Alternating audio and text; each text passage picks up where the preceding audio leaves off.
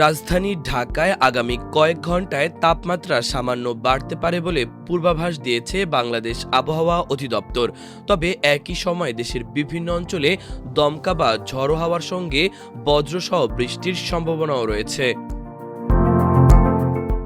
বিশেষ করে চট্টগ্রাম ও সিলেট বিভাগের অনেক এলাকায় এবং ঢাকা, রংপুর, ময়মনসিংহ ও বরিশাল বিভাগের কিছু কিছু স্থানে বজ্রবৃষ্টির আভাস দেওয়া হয়েছে।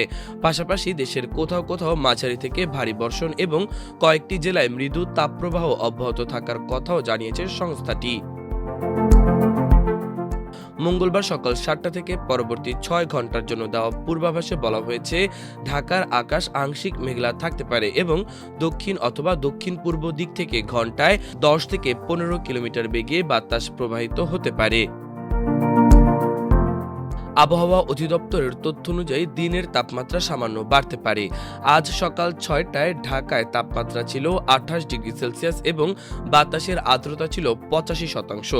সোমবার রাজধানীতে সর্বোচ্চ তাপমাত্রা রেকর্ড করা হয় ৩৫.৫ ডিগ্রি সেলসিয়াস এবং আজকের সর্বনিম্ন তাপমাত্রা ছিল ২৭.৫ ডিগ্রি সেলসিয়াস। আজ সূর্যাস্ত হবে সন্ধ্যা ৬টা ৪৫ মিনিটে এবং আগামীকাল সূর্যোদয় হবে ভোর ৫টা ১০ মিনিটে। গত ২৪ ঘন্টায় ঢাকায় কোনো বৃষ্টিপাত রেকর্ড হয়নি।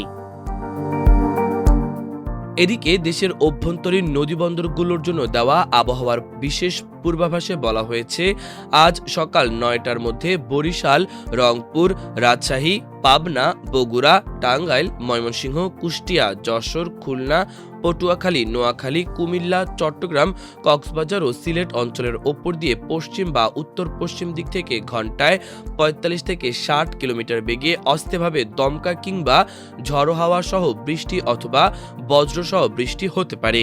এ কারণে সংশ্লিষ্ট এলাকার নদীবন্দরগুলোকে ১ নম্বর সতর্ক সংকেত দেখাতে বলা হয়েছে। অন্যদিকে সোমবার সন্ধ্যা ৬টা থেকে শুরু হওয়া সারা দেশের ২৪ ঘন্টার আবহাওয়ার পূর্বাভাসে আবহাওয়া অধিদপ্তর জানিয়েছে, চট্টগ্রাম ও সিলেট বিভাগের অনেক জায়গায় এবং রংপুর, ময়মনসিংহ, ঢাকা ও বরিশাল বিভাগের কিছু কিছু জায়গায় অস্থায়ীভাবে দমকা হাওয়া ও বিদ্যুৎ চমকানো সহ হালকা থেকে মাঝারি ধরনের বৃষ্টি বা বজ্রসহ বৃষ্টি হতে পারে। এছাড়া রাজশাহী ও খুলনা বিভাগের ২-১ জায়গায়ও একই ধরনের আবহাওয়া বিরাজ করতে পারে। পূর্বাভাসে আরও বলা হয়েছে, দেশের কোথাও কোথাও মাঝারি ধরনের ভারী থেকে ভারী বর্ষণ হতে পারে।